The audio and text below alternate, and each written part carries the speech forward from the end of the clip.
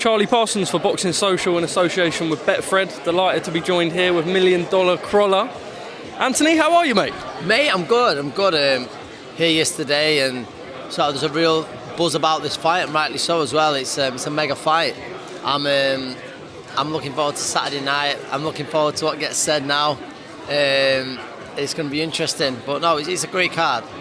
Now, I've got to ask you before we jump into this card, back onto last week's event. I think Harry at Boxing Social did catch up with you afterwards, but look, a bit of a weird night all around. We'll start with Fraser Clark's opponent and everything that's gone on there. I think the team at Boxer and Sky are saying, look, we've got to do better for him now, but a bit unfortunate for Fraser after a camp like that. It was. Listen, if you get someone in the opposite corner who's 7-0, he'd had 5 knockouts or something, you expect a lot more. I know that opposition, and there wasn't much on him, and the opposition he fought wouldn't have been at a very good level at all. But yeah, it's got to be better. But unfortunately, these things happen in boxing. I said it's an hard one with Fraser but Fraser himself's like, nah, I've got time and all this, but you don't know how fast you're going to move him, and there's a lot of people that believe he's ready to fight for a British title right now. But it's hard. Obviously, it's a big gamble to take, but he's been a brilliant amateur, boxing the World Series of Boxing, so I guess you can move him, at speed. And then obviously on to Liam Smith, Hassan Mkunyo, I believe is how you say the surname. Weird, really, because I was watching it and I was actually thinking that Hassan was probably winning a couple of the rounds. He looked like he had a bit of a punch power, which we've seen before when he was in with Eggington, and I think he knocked out Ndongo in a couple of rounds. Obviously not the Ndongo of the past, but nevertheless, just a really strange end to the fight. I mean, I was watching it from home. I don't really know what happened, whether it was, I think, an ankle injury or something like that. Just your reaction now? I mean, I know we're a couple of days on. I don't know whether I said it to Harry or not, but I think, we can half dress it up how we want, but it's simply, and it's harsh, but he simply spewed it, didn't it?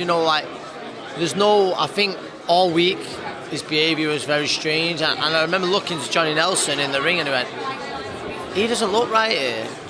Body language? I'm not an expert, but his body language looked all over like he didn't want to be there. And the thing is, and I said it, the shame is, he's talented, he can fight. He landed some good shots on Liam. And like you say, you could argue he was, before the knockdown, he might have edged a few of the rounds, but you always thought, he would have done because he wouldn't have been able to handle the pressure, which he showed. Liam would have got to him, but I felt for Liam more than anything because he wants to put in a top performance, and he wasn't allowed to do that. And I think Hassan, you look at the shots he landed, there was good shots to look power behind him, but whether he thought, he's not gone anywhere, do you know what I mean? Whether that's, you can't listen. We all know you can't just go down when you're feeling a little bit uncomfortable with something. It was strange. But the top and bottom of it all is, as horrible as it sounds, he spewed it. He's put a message out on Instagram. I'm not sure whether you've seen it, saying something about like Ben Shalom and a rematch. I think that's what people are saying on Twitter. I can't imagine that would be right. No one wants to see it. Obviously, after what happened. So it's just, Liam certainly wouldn't want that fight again. Liam's not going to want it whatsoever. He'd done something very similar in sparring. So, Liam's done a camp. A bit, a tough camp for that, and it was, do you know what I mean? It was, no one wants to see that fight again. Just finally, I think we've got about 2 minutes, so we'll go into Shields Marshall.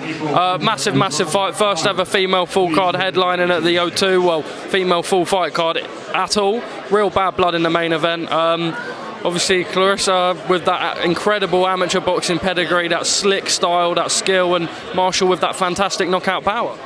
Yeah, it's mad. I first seen Clarissa in Bolton for the 2012 Olympic Games. That was where the US had their holding camp at Amir Khan's gym, and it was unbelievable. I was watching, there was this 17-year-old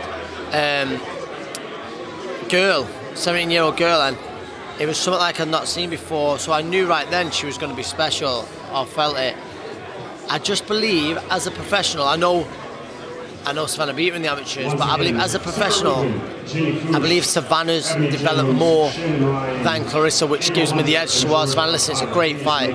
It's a great fight. It's so tough to call, but I'm going with Savannah. I'm going with Savannah on points, but I reckon Churchill along the way possibly comes from behind.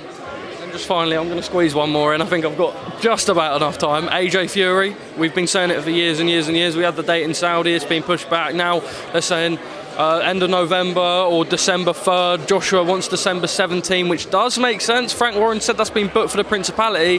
Fury doesn't want December the 17th. I'm asking it for the 400th time. Do we see the fight? No. In this year, no. I don't think we do. Do we see it next year? Possibly. It's a mad one, isn't it? I find it a bit tedious now, the back and forth. Because I think we did a Zoom like 3 years ago when I first started the job talking about it, and we're in the same position now. There's a lot of politics. It's... you think some things, whether they're just for views, for likes. I don't know if it's mind games. I just do think it happens this year. Absolutely not. Might be. I'd love to be wrong, but I don't think it happens this year. If that fight gets made, I imagine you expect Tyson Fury to win. I've said for a good few years, I believe Tyson Fury, fit and focused, is the best heavyweight on the planet, and I still believe that. But listen, it'd be great for British boxing.